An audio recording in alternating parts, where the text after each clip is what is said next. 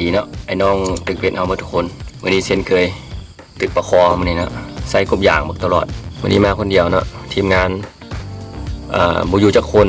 แล้วก็มือกล้องก็ลงไปใต้เดือนหนึ่งท้ายเดือน8เนาะจึงสิมาเนาะวันนี้ก็เลยได้มาตั้งกล้องถ่ายเองนะวันนี้จะเป็น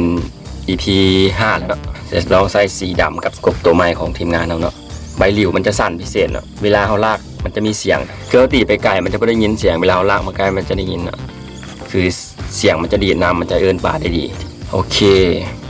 มื้อนี้อากาศดีหลายมื้อนี้ลองติดตามผลงานเบิ่งว่าสิเป็นอะไรเนาะ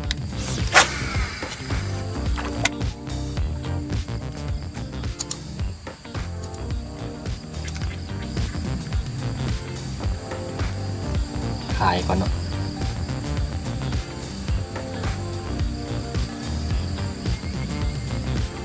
กัดแล้วก็ขายกัดแล้วปล่อยกัดแล้วปล่อย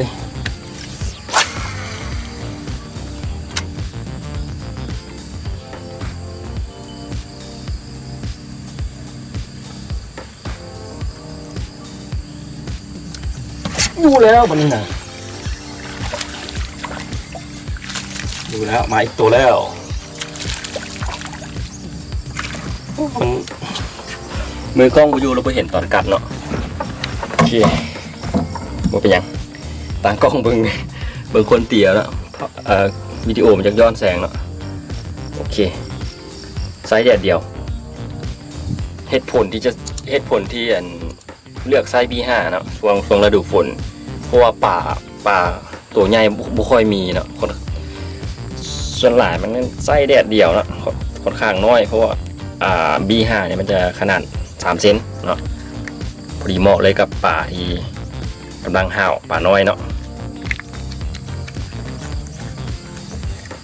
โอเคB5 เนาะโอเคฝากติดตามผลงานด้วยนะสุดยอด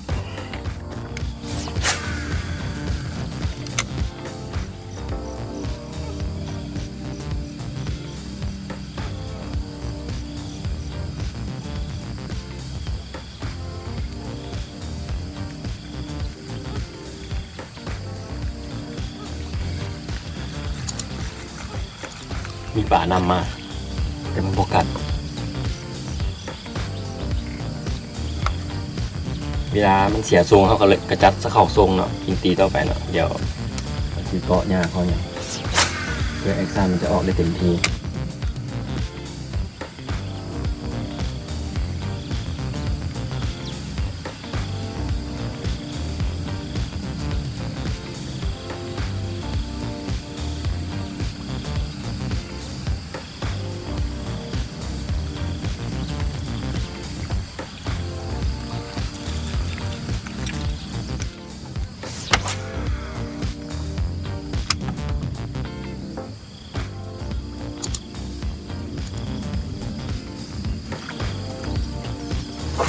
เรียบร้อยแล้วโอเคโอ้ภาพมันย้อนแสงเนาะเดี๋ยวภาพมันย้อนแสง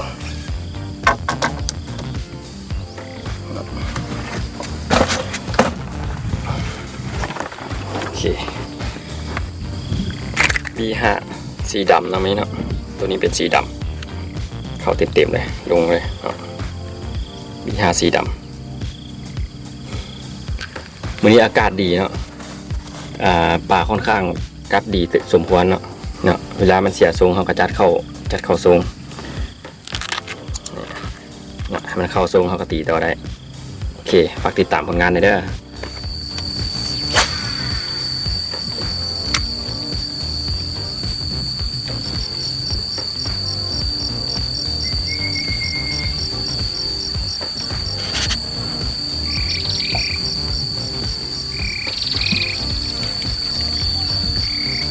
กัดบุทึก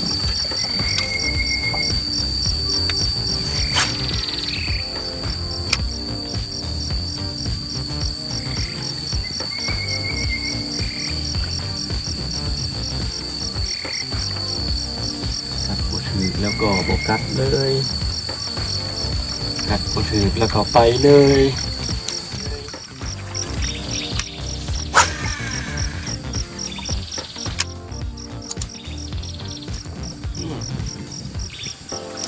ถึกแล้วโอ้ย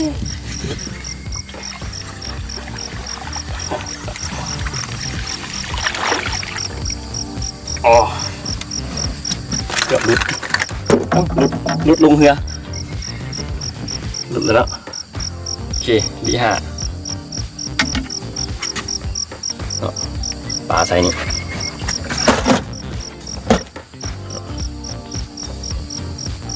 ปลาคอยำปลาคอแล้วดูฝนใส่แดดเดียวเนาะใส่จะบุใจไปไหนโอเคพอได้มวนกับกบยางมาตลอดสีดำยอดฝากผลงานหน่อยเด้อ